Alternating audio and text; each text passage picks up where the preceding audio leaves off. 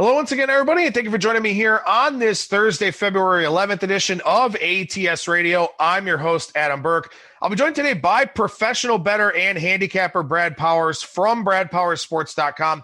We're talking some college football. We're talking some FCS College Football, recap the Super Bowl, talk college basketball. Lots of good stuff here on today's edition of the show. Lots of good stuff over at ATS.io as well right now. Got picks, previews, predictions of all kinds of stuff tonight for college basketball, NHL, NBA. My situational betting articles for the NBA and the NHL still relevant on a daily basis. We'll have another update for those on Sunday night with the games coming up that following week.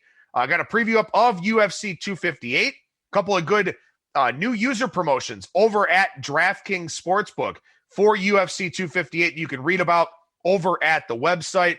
And I'm working hard on the 2021 MLB betting guide.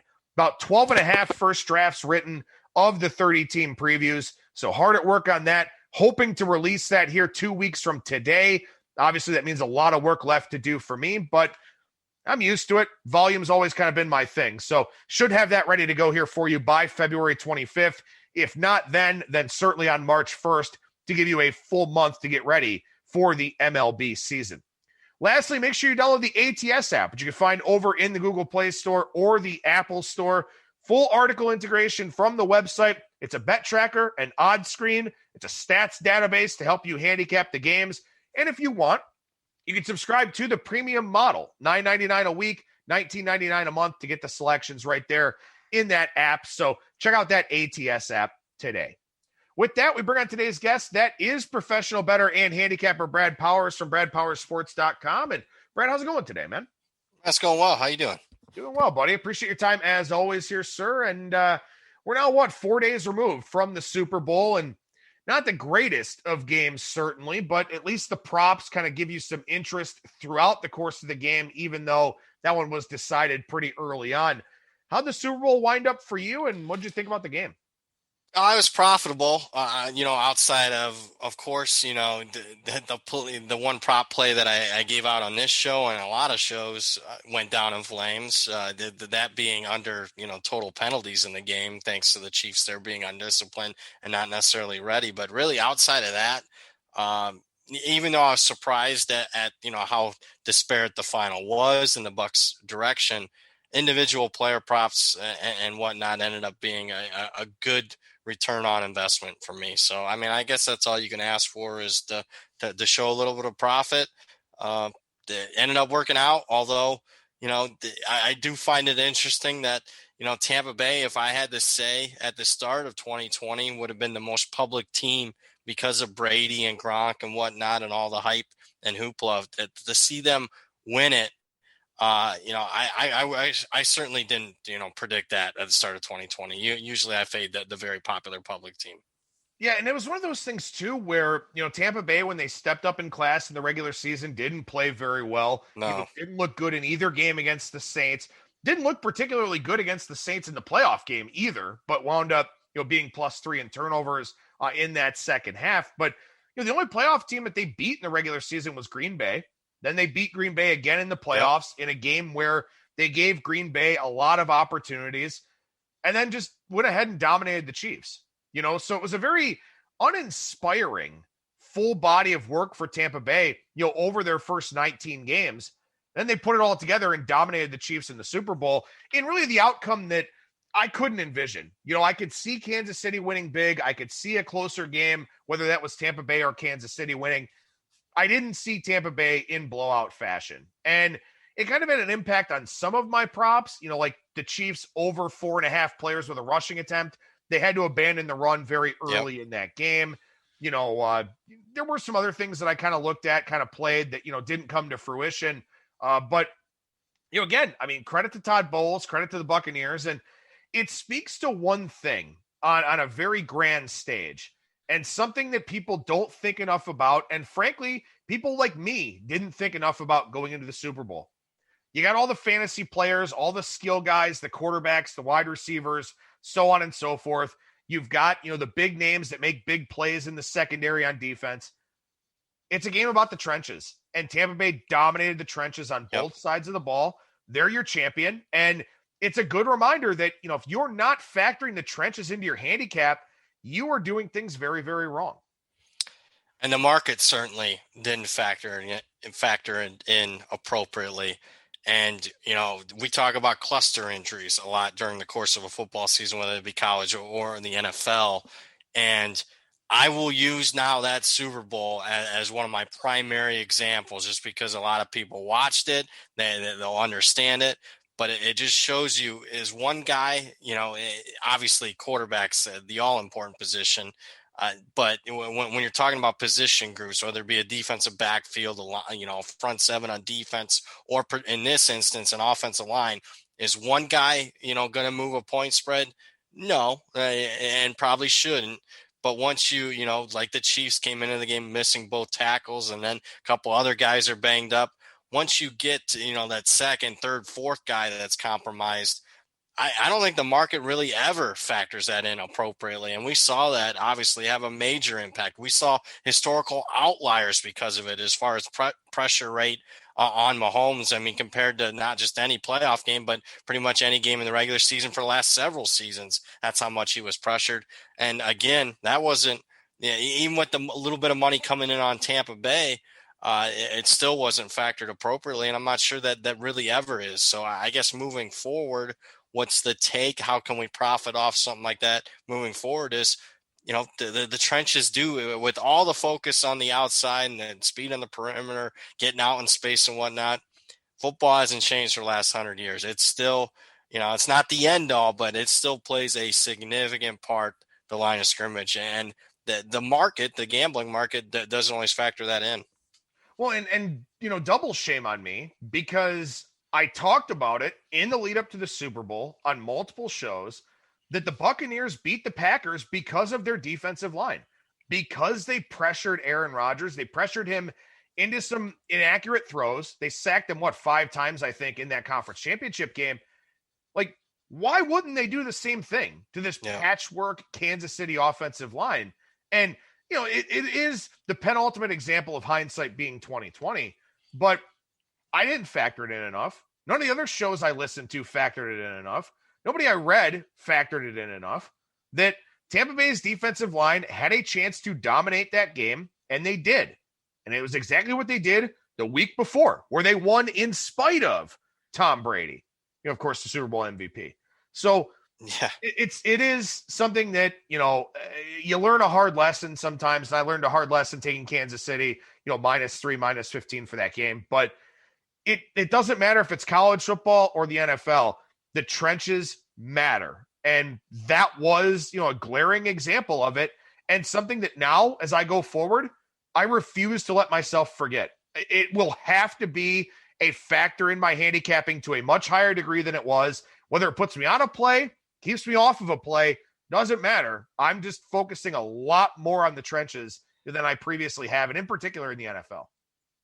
We always say that's always going to be a part of my factor. And because of everything that's going on in our lives, and, obviously the betting market becomes a little bit more complicated with each passing year. It's almost like I haven't done it. I don't know why. I need to create a checklist of stuff like that and just have it front and center on my computer. Did I check that? Did I check that? Did I check that? When it comes to an overall handicap, or when you're diving in on a game like a Super Bowl, when you got multiple weeks to look at just one individual game, I feel like a lot of us don't have that, basic 101 handicapping checklist. Did we factor that in?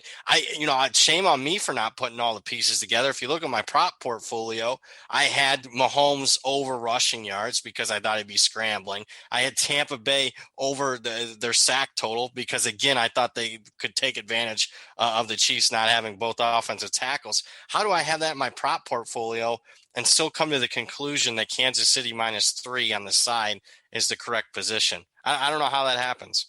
Yeah, I don't know. I don't know if it's just, I don't want to say being overwhelmed with all the props that are out there, because, this is kind of our business, but maybe that's it. Maybe it's just we're pulled in so many different directions that, your mind just goes in so many different places that maybe you miss something that kind of is right in front of you. And that's sort of what it was for me. I talked about it last week, thinking of what are the coordinators going to do? What are their game plans going to be?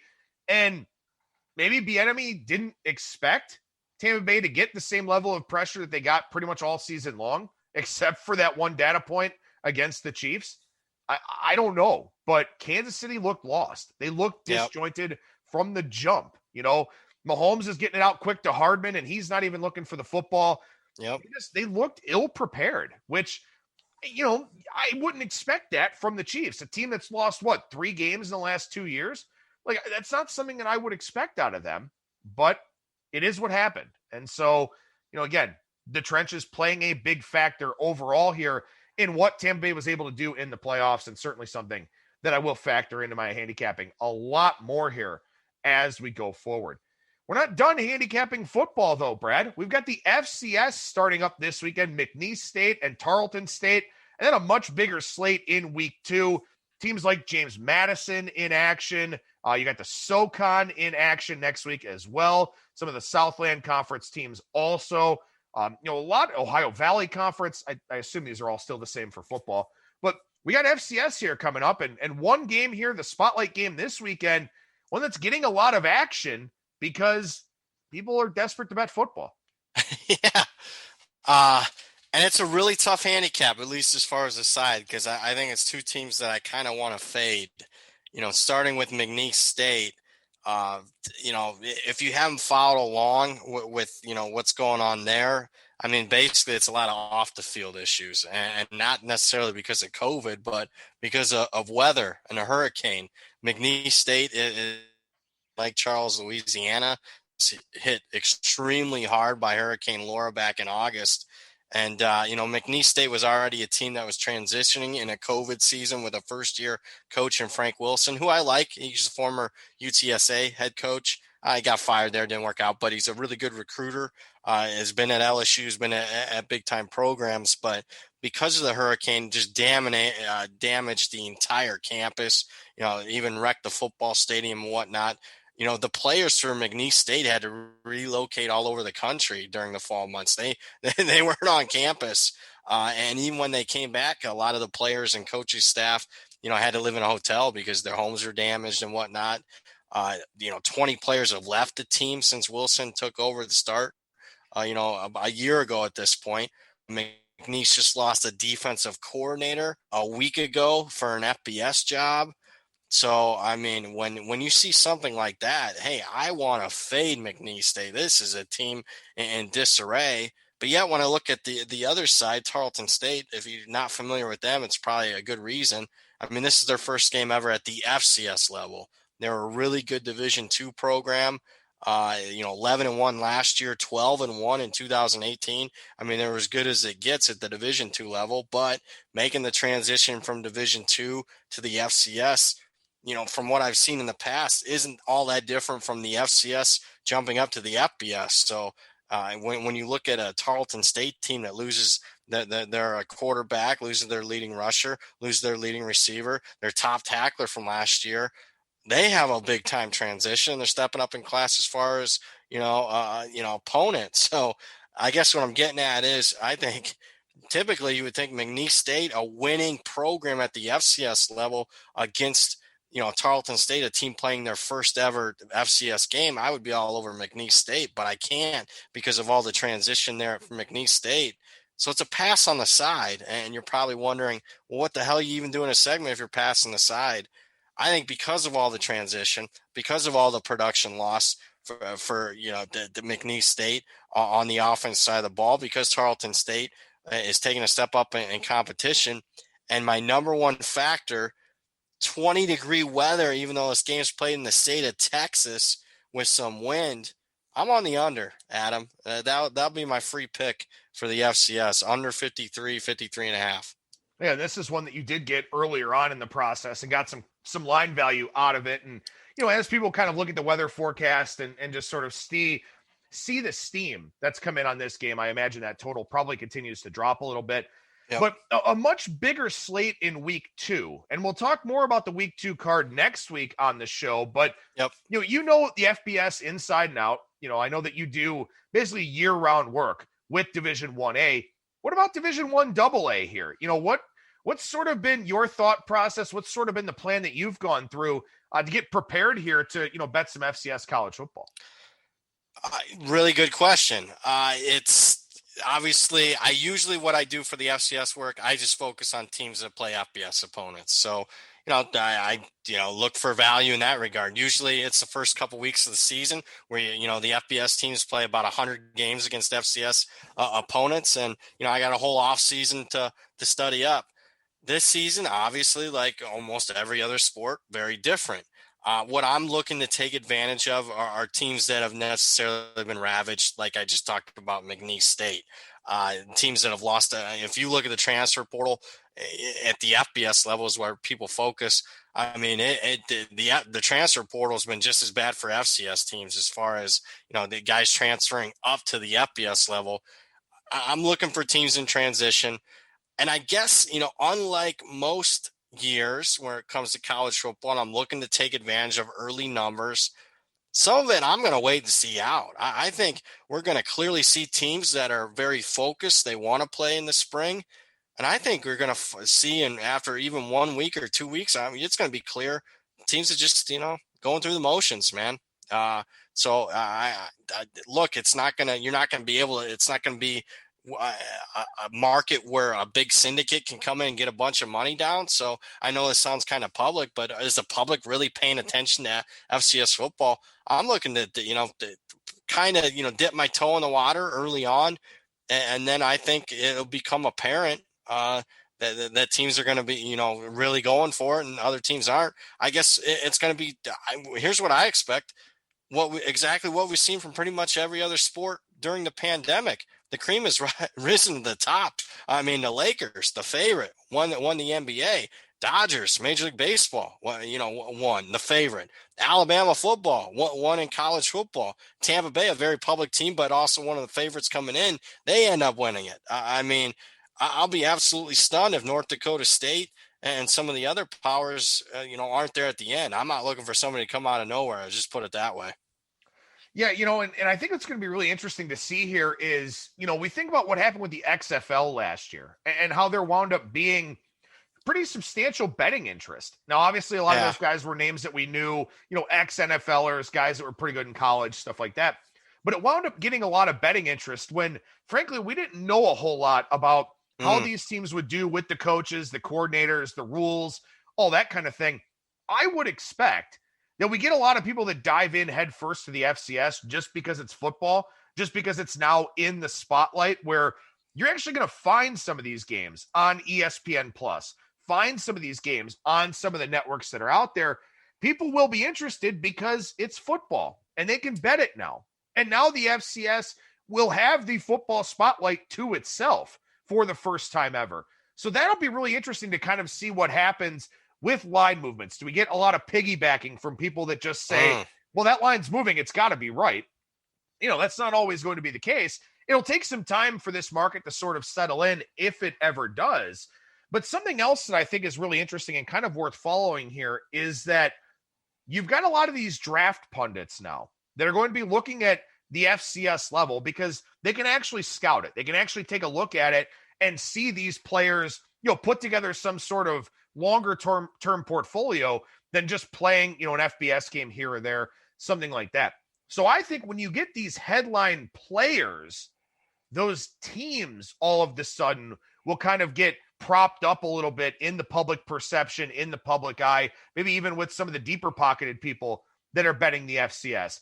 So that's something that I'm kind of interested in to see, which players kind of become cult heroes, so to speak, during this spring FBS schedule.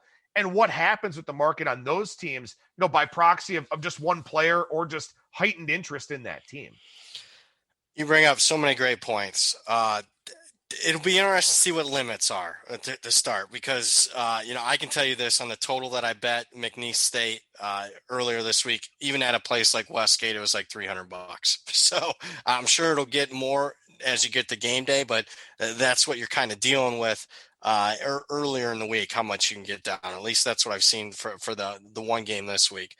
You're right. I would expect name brand teams like the James Madisons, the North Dakota States of the world, probably going to take, if the public's going to bet on anything. They'll bet on teams that they're somewhat familiar with. So it'll be interesting to see if those teams get inflated prices. A lot of unknowns, and it's okay to admit that. I mean, during a spring season, something we've never seen in college football before. I'm also looking to see, another theory that I have is, remember, a few FCS teams played those 2, 3, 4 games in the fall. And it was usually at the start of the season before the SEC, the Big Ten, the Pac-12 and whatnot were starting to play a majority of their games. So I'm wondering if those teams that the public kind of remembers seeing in September last year for a few games, I wonder if those teams get a little bit more action, not only from the public, but also the pros, the handicappers that are going to dip their toe into this. It'll be interesting to see if that's the case. Well, and something else too is, those are relatively known commodities, because we don't get a lot of FCS versus FCS lined games, but we will come playoff time. So Yep. Those are the spots where the odds makers at least have some sort of frame of reference. For a lot of these games, these teams are maybe lined once or twice. They're, getting 40 points against some FBS teams, something like that. This is a market that will take a long time to mature. If you think you have an edge, if you've done your research, you isolate a couple of games, there's a very good chance that your number will be better than what the odds makers put out there, and maybe even better than what the market puts it at, because there Absolutely. will be a lot of people who are looking at this for the first time. And so you're going to have a lot of, money in there that's not exactly educated, but you're also going to have some people out there that will have been doing a lot of homework on this for the last several weeks that will be respected, will be influential, will set the markets. So I think it's just going to be really fun to watch. I mean, when we think about betting markets out there, college football doesn't take a lot of time to settle in. Things tend to be pretty predictable overall. Obviously, all the pro sports are pretty predictable. This is, to some degree, like I mentioned with the XFL example earlier, it's not a new market, but some of these teams just don't get lined. So it's a newer market in that sense where it could be high variance. It could be very illiquid. It could be something where you just have a really good chance at getting some line value, getting some good numbers, getting out there in front of the market, but it will take research. It will take doing your homework. And if you've got the time to do it, I think it could be a very fruitful endeavor. Absolutely. I expect it to be inefficient, illiquid. Certainly, doesn't necessarily always. It could be an illiquid market. You could beat have a bunch of closing line value and still have a losing season. So don't act like that can't happen. But I do expect everything you said there. So my advice to those of you that want to do it yourself, no different than college hoops.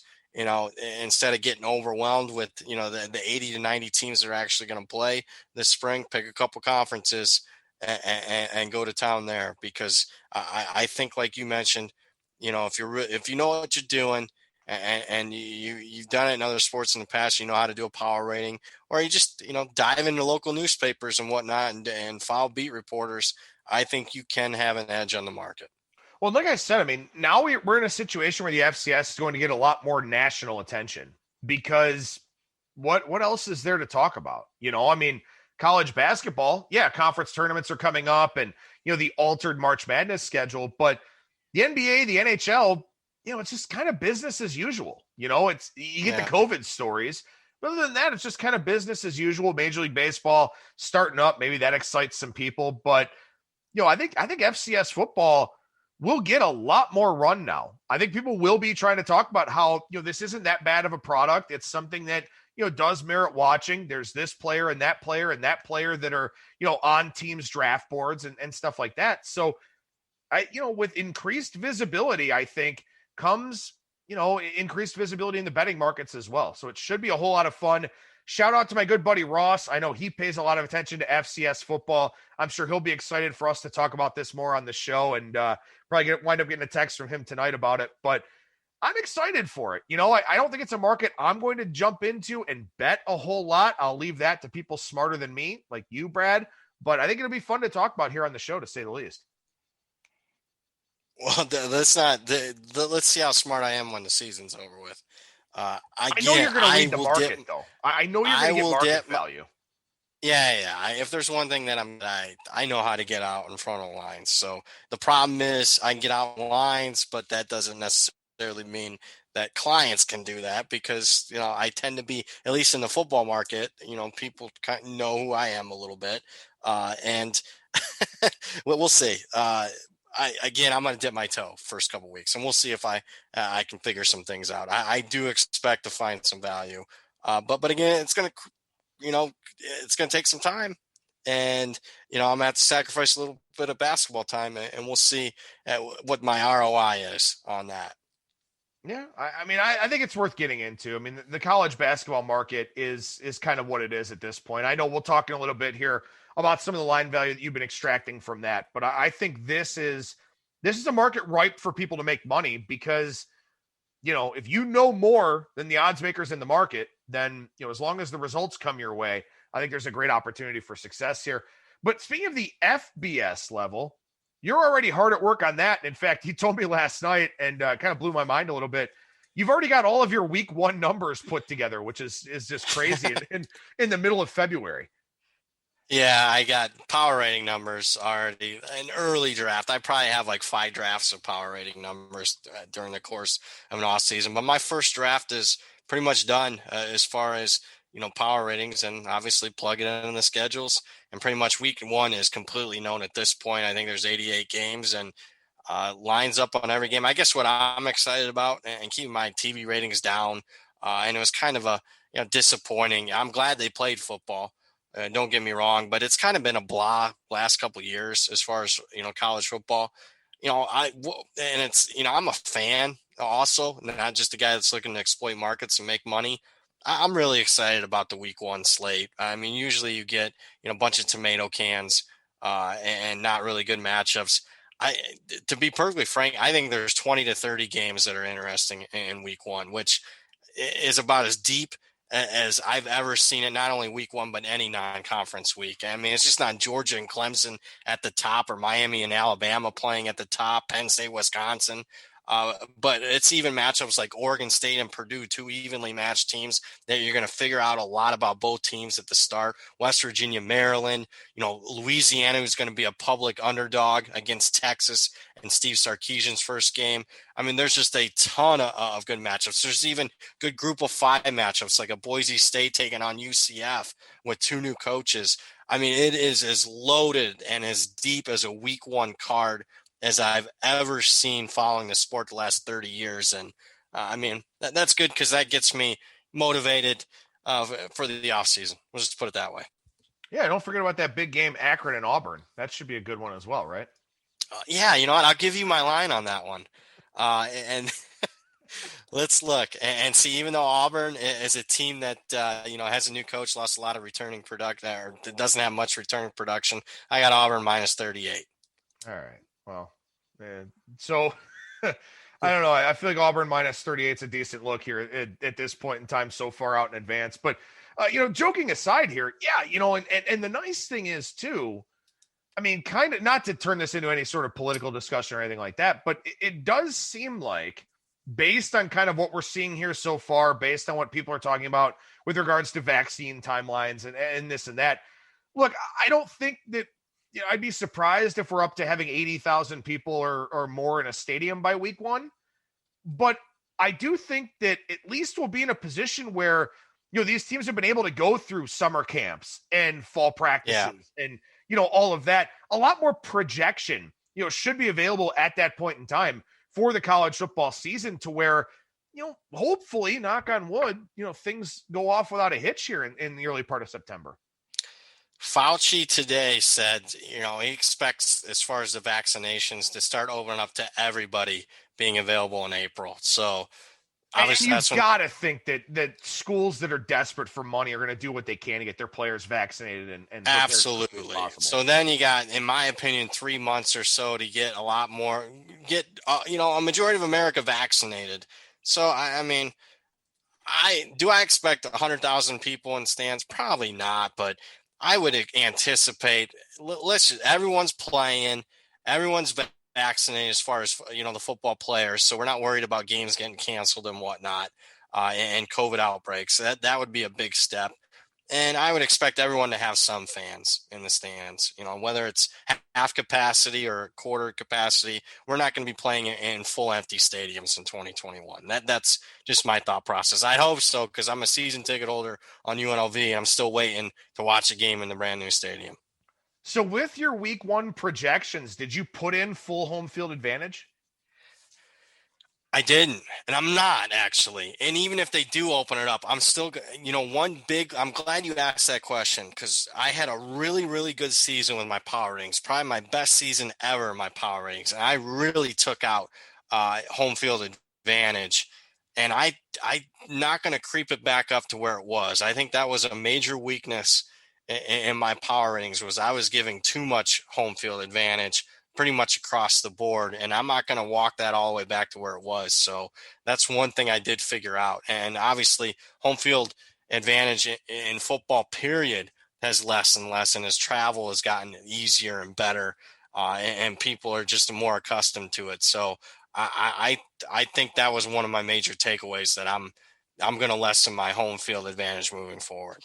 No, it's a good discussion and something that we can obviously talk about as we go forward here. But you think about it, especially like a college basketball context of these kids are playing like AAU tournaments and showcase tournaments and all that. They're already traveling all over the place anyway. Yep. Is it really that much different nowadays? In terms of the visibility that's out there now, obviously, we got questions for college football next year with incoming freshmen and, what sort of film they had, what the recruiting classes look like. How do teams attack the transfer portal, coming out of this spring FCS season? A lot of questions with that too. But as far as home field advantage goes, I mean, look, these kids have been playing all over the place, traveling to play since the time they were probably 10 or 11, in a lot of these college athletics markets now. So and travel is, I'm not going to call it luxurious by any means, but it's a lot easier than it used to be. And, we talk about it at the professional level where you've got, sleep therapists and dietitians and, teams don't get hammered on cross-country flights anymore like they used to, stuff like that. There's just a lot more attention paid to the health and well-being of athletes at all levels, and, travel plans put in place, sleep schedules, all those kinds of things. Yeah, I think home advantage across all sports is definitely lower now than it really ever has been. Absolutely. But still, you're going to have that perception in the public's mind. I bet the home team. So, and it's going to be a long time because they've been conditioned for, 10, 20 years. Home field's worth 3 in football, 3 points, at least in the NFL, 3 points, 3 points. I think it's going to take a lot of the public to get that out of their thought process. Yeah, I think so too. So that'll be definitely something that we can revisit as we talk some more college football. How many teams are cleared for spring practices right now? Do you know offhand? In college football? Yeah. How many teams are playing, participating in spring practice right now, or, they're going to give it a go? It's at least scheduled. They're going to try to give it a go. Oh, I think pretty much everybody's going to give it a go. Okay. So, all 130 are going to give it a go. In fact, New Mexico State plays, we can talk about this game, next week. They play Tarleton State. They're actually playing a couple of games in the spring, an FBS team in New Mexico State. But, at least this week, I saw that, a bunch of name brand teams are scheduling spring games for, April 10th, April 17th and whatnot. So I think everyone's going to be pretty much a go. And, everyone getting 15 spring practices will be obviously different than last year, where basically nobody had a spring practice. Calling New Mexico State an FBS team, I know they are in name, but that's pretty generous. Yeah, it is. I'll be watching, though. I know you will. Oh, believe me, I know you will. I know that you are a college football guy first and foremost, and now, of course, that this year that includes at the FCS level. Let's talk some college hoops here, and something that we've kind of been talking about over the last few shows here on ATS Radio is that now the NFL is done, and you've got people that either won money or lost money on the Super Bowl, or just want some action out there. They're going to be playing a lot of college basketball. And we talked about this on Monday with Kyle Hunter with regards to the low and mid majors where, some of the teams that we've seen make the NCAA tournament, win the automatic bids, this and that, they're just not very good this year. And it's something that you really do need to check on at that mid-major level. But Brad, it also seems like you got to check on it at the major conference level too, because there are some blue bloods that just are not living up to their usual expectations this year, and the market doesn't really seem to get it. Yeah, I would say all the blue bloods. If you were to identify the 5, blue bloods of the sport, at least the last 20 years or even historically, I mean, Duke, Kansas, Kentucky, Michigan State, all those teams, North Carolina. those 5. Yeah, North Carolina would be the other. Thank you, North Carolina. I mean, all 5 of those teams are bad ATS teams. They are really bad against the spread, specifically Duke, Michigan State, and Kentucky, who are all going to probably miss the NCAA tournament, which is unbelievable. But I think combined, the 5 teams are hitting just about 33% against the spread. If you were to blindly bet against those 5 blue bloods, the 5 most successful programs in college basketball last 20 years, you'd be hitting 67% against the spread. If it was just Duke, Michigan State, and Kentucky, you're above 70% against the spread if you're fading those teams.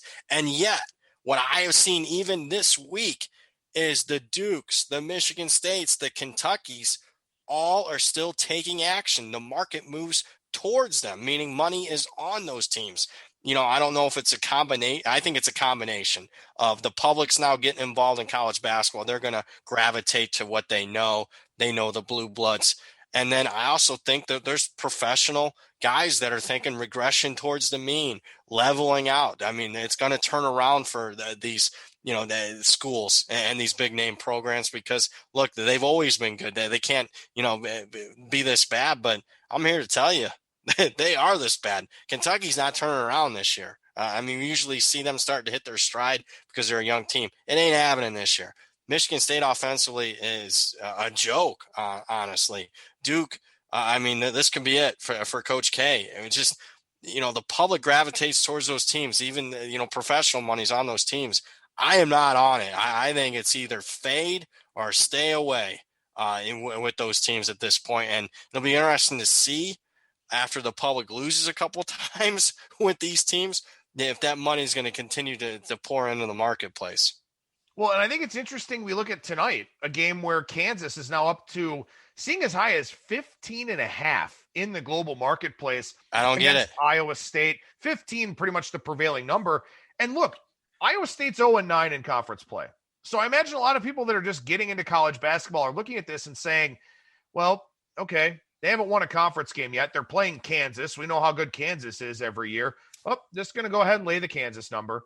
And look, Iowa State, their last 3 games, they've been competitive. They've lost by 4, 7, and 3 to teams that, 2 teams that are better than Kansas. So, it's one of those interesting things where, as you said, a lot of money just taking for granted that some of these teams are just going to be as good as they usually are, and they're going to run over teams that have been pretty bad. You couldn't give me $20 that you found on the ground and tell me to bet it on Kansas laying 15 tonight. Yeah, I'm on Iowa State. So if you want another show pick, I bet Iowa State. It's one of my favorite plays on the card. And, people, again, are probably looking at Kansas. And maybe they made their first bet of the college basketball season because it was Monday night. It's Kansas.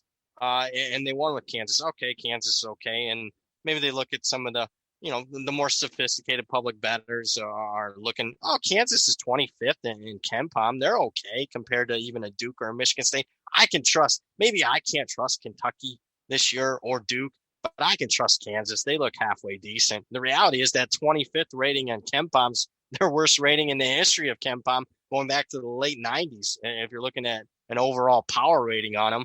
And I think the mispricing here isn't just on the Kansas side.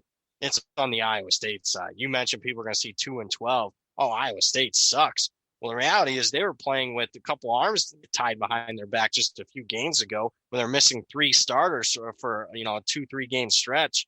Now that they've gotten those guys back, yeah, they lost to West Virginia. Yeah, they lost to Oklahoma, and they lost the Blue Elite against TCU the other night. That's fine. But guess what? They covered the spread in all of those games, and most of them relatively easily. So, I think it's still a buy low spot for Iowa State. So a little bit high on Kansas. Cyclones, one of my favorite plays tonight. Lock it in. Plus 15. I'm not saying it's a lock, but I got the bet in. Well, and I think, too, it's really interesting because, as you said, the 5 blue bloods, the teams that kind of get respect no matter what, Game 747, 748 is Oregon and Arizona State, where Oregon opened a small favorite in Tempe. Now they're a short dog. Arizona State laying 2 or 1.5 across the marketplace. And Oregon is a team that has been really good, has been a team that's put it together usually in February and March. Dana Altman, a great head coach.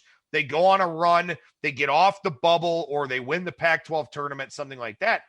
But tonight, money coming in against Oregon. So it's really interesting to sort of look at the betting board on a daily basis and see, okay, these teams that have this perception of annually being really good, which ones take that money and which ones don't. And I think that, when you see a situation like money coming in against Oregon there, the context clue would suggest to me, even though I'm not a big Arizona State guy, that they're probably the right side. Yeah, complicated handicap here because both teams have been, dealing with some COVID issues. Guys have been in and out of the lineup.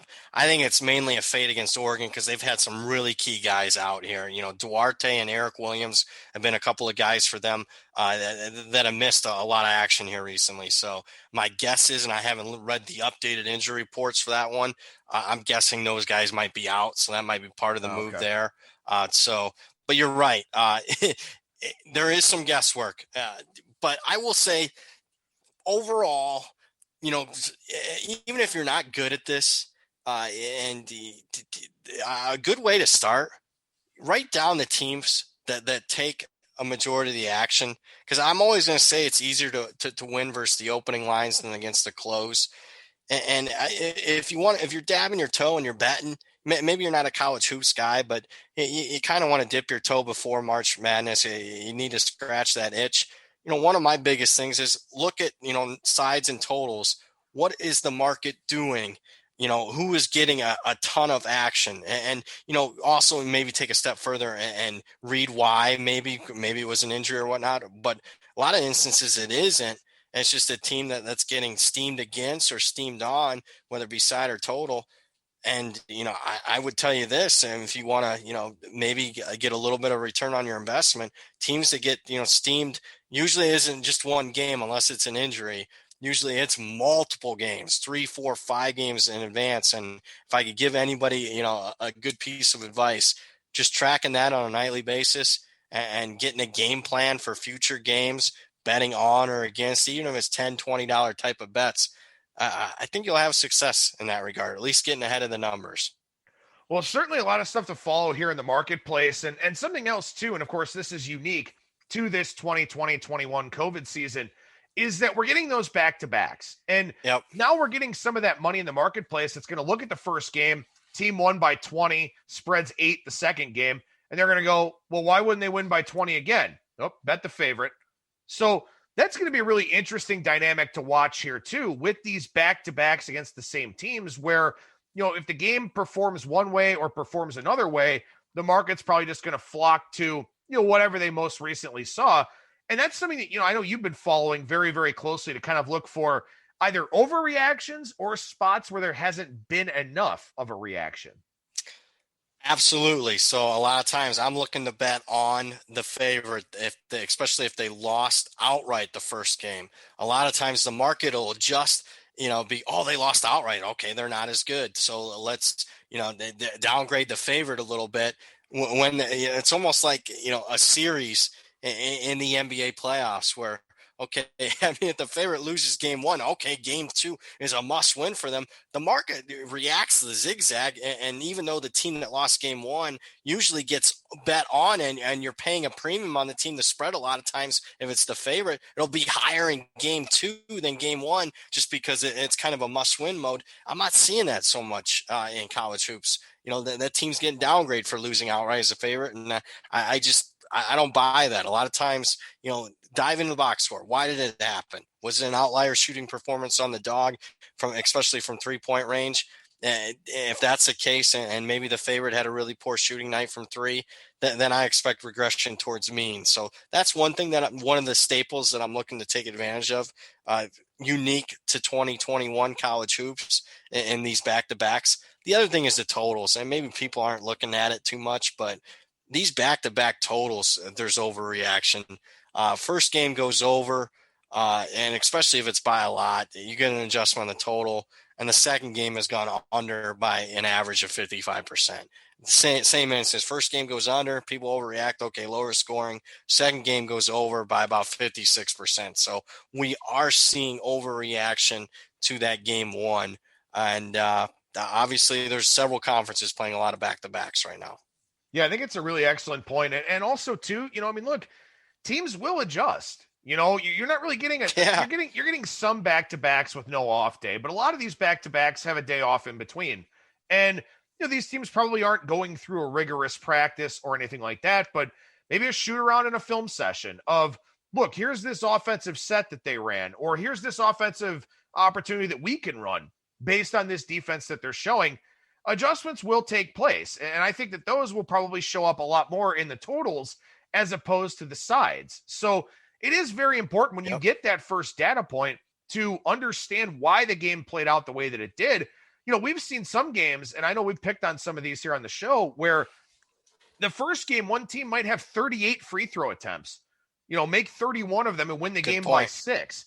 Well, they're probably not having 38 free throw attempts in the second game. So, then you can make an adjustment not only to the side, but to the total as well. So these are really good opportunities as long as you just don't automatically take that first result for granted.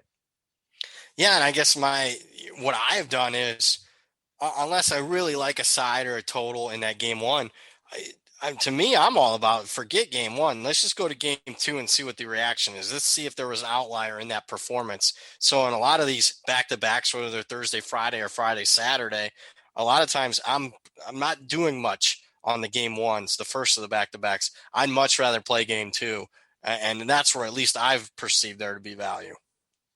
So not seeing any overnight lines for Friday as of yet. I know Circa typically opens the market, and they kind of do so at random points throughout the day. Yeah, they do at random. Damn them. I wish it was an exact time, but I get why they do it, I guess. No, I can certainly understand why as well. But, as I said, we don't have any exact numbers to talk about, but I'm sure they'll come out shortly after we finish recording the show here because that's just kind of how it goes. But there were a couple of games for Friday night that you were taking a look at. Yeah, so Manhattan. I'm going to be on Manhattan. Ken Pom projects them to be a 7-point underdog against Iona. I'm telling you, as long as that number is 4 or more, so I'm even going to, give 2-3 points of value here. I'm going to fade Iona. And if you're not familiar with Iona, they're coached by one of my favorite coaches of all time. Maybe not off the court, but on the court, Richard Pitino. It's his first year. But here's why I'm fading Iona. They haven't played since December 23rd. That's right, December 23rd. It's one of the longest layoffs we've seen, even in this COVID season. And not only, it's not just been a couple guys, it's been everybody's had COVID on the entire team. 17 players and staff members have had COVID at some point during this break for Iona. Pitino's been away from the team. He got COVID and was away from the team for weeks. And Pitino, one reason why I like him, he's very forthright, at least with the media, maybe not with some transgressions with his marriage and whatnot, but he basically said, we don't look like a basketball team right now. We're just going to try to give it our best, come this game tomorrow, and we're not conditioned right and whatnot. So he's painting a very bleak picture. I don't think he's sandbagging, to be honest with you. So I'm going to take him for what his word, and I'm going to take Manhattan plus the points there as long as I'm getting 4 or more in that one. The other one's very similar. Let me interrupt you real quick. Yeah, go Manhattan ahead. Here, they've played 9 games since Iona's played their last game. So this is a team that's at least been playing. They don't have a great record, but they've lost 3 games in overtime. They've lost a game by 4 and a game by 5. So this is a team that doesn't get blown out. I mean, they're not very good, but they don't get blown out. Expect a slow tempo here in this one because both of these teams do play at pretty close to a snail's pace, as a lot of teams up in the MAAC do. So, yeah, that's one where the higher the number, the better off you're going to be, not only because Iona hasn't been playing, but because with the expected number of possessions in that game, seems like it would be very hard for Iona to be efficient enough to blow out a team like Manhattan. Absolutely. And going to be a lower scoring game, probably played in the 120s at most, maybe even in the teens, sort of say. I mean, 115. And again, that's I got a sizable dog and it's already going to be a low scoring game. That's forget the COVID stuff aside. And that's usually one of my staples. So yeah, I not only talk this, but Manhattan's probably one of my favorite college basketball plays of the last several weeks. So I would get after that one. That one's going to move. I'll just put it that way. Whether it's me moving it because I'll get after it here when they open it up, or there's going to be other people that have the same line of thinking that I do on that one. The other one would be Quinnipiac, stay in the same conference, same situation. Canisius hasn't played since early January. Quinnipiac is going to be a short favorite, probably -1, -2, -3. Lay it with Quinnipiac against Canisius. And that's been a really good angle too. Those teams off the long COVID pause. Yeah, 58% is if they're off, at least 14 days, and obviously if they're playing an opponent that's not off a long break. So as long as they're off at least 14 days, if you're fading those teams off the long break, you're 58%. The good news is it gets a lot better as more time. You increase the time, and it makes sense, and it should, hopefully. It's a further disadvantage. The teams that are off, I believe the teams that are off, this is a number from a couple days ago, so I haven't seen the update. But if you're off at least 28 days, it's twice as worse for you as if you're off 14 days. I didn't say that right. I can't believe I'm doing media. Basically, it's doubly worse with more time. Let's just put it that way. No, I mean, it completely makes sense. And, it's just one of those things that, again, unique to a COVID season. And, I mean, have the odds makers adjusted to these long COVID pauses? They have started this week to account for it a little bit. What I've seen is the market's starting to figure it out, meaning guys like myself, I'm not the only one betting into this. There's other people. But, again, when it's smaller teams like Iona and Quinnipiac and Canisius and whatnot, I don't see it as much as the other teams, like, a team coming up, Michigan, who's, a top 5 team that's been off forever. That one will probably be accounted for much more significantly than these very small conference teams. Well, of course, Eastern Michigan and Western Michigan, and I think Central Michigan, all the directional Michigan schools in the MAC have been on those long pauses as well, correct? Yep. So, again, I believe Western, I think, played relatively just because they beat my Bowling Green Falcons, but maybe that was more than a week ago. Okay. Well, yeah. So again, keep an eye out for those COVID pauses. Keep an eye out for a lot of the FCS college football stuff. Just a lot of the things we talked about here on today's show with Brad Powers, professional bettor and handicapper from BradPowersSports.com. And what's happening over at the site right now, man? Yeah, so College Hoops, daily updates. You get all my picks each and every day, all the way through March Madness, through the national championship. That's $79. You don't get a game. It's not like my newsletter where it's in a newsletter format and you get a game right up on every game, whether I have an opinion or not on it. It's just basically you get my picks. But yeah, I just don't give out plays. I give out, thought processes of why I'm betting it and why I perceive there to be value. So we usually get, a couple plays a night. And obviously if it's a bigger card like the weekend, like Saturday, you're getting, 5, 6, 7, maybe even 10 plays. So if you want daily plays and updates, $79. I will say this. It's just not college hoops. I will include my FCS bets in there as well. So it's $79, college football, college basketball through the national championship game, not only for college hoops, but also the FCS national championship game. And you can check that out at BradPowersSports.com. And as always, make sure you follow Brad on Twitter at Brad Powers and the number 7. Brad, appreciate your time as always, man. Thank you so much for joining me, and we'll talk to you again next week. All right. Sounds good, man. Take care. There you go. There's professional bettor and handicapper Brad Powers from BradPowersSports.com at Brad Powers and the number 7 on Twitter. Coming up on Friday, I'm going to fly solo, do the show early in the morning, get it done so I can get to working on the MLB betting guide. We're going to talk about the early win totals that were posted by WynnBET in New Jersey and Colorado. Give you some of my thoughts on those numbers, kind of talk about what's been happening here of late with transactions, free agents, trades, all that sort of thing, because teams report to spring training the middle of next week. Spring training games start, I believe, the last week of February, first week of March. Then, of course, the season, April 1st. So I'll talk some baseball on a solo edition of ATS Radio for Friday. That'll do it for me. Thank you so much for listening, everybody, and I will talk to you again tomorrow.